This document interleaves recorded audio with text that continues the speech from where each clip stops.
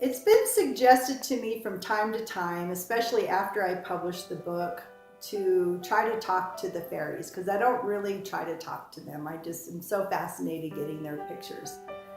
One night I finally did sit down in my chair and decide I was going to try to talk to them because that particular night I was getting all kinds of beings in the back garden, right there in the backyard of the house. And the garden's really just a bunch of leaves that are dried up from flowers from the year before, from the spring, and trees. And I do get some interesting beings in there.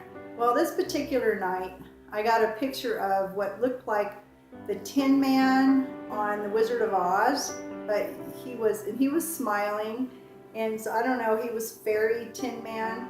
And then there was this elf or gnome or something. He had like a super long nose, and there was some other beings in there. So I thought, okay, tonight maybe this would be a good night to try to talk to them. And I asked the question, who are you? And the answer, they actually answered me. And the answer was, we are Dard. And I could have sworn I seen DWARD. I looked it up. I couldn't find a good answer for that. And I looked up DARD because I kind of heard it. It was pretty subtle. And Dard is a slang term for bloke, a friend or a good person or a good old boy, or it's like an Australian slang term. So if you look it up in Urban Dictionary for Dard, you'll find an answer there. So I thought, well, that was cool. I'll ask another question. So my next question was, what do you eat?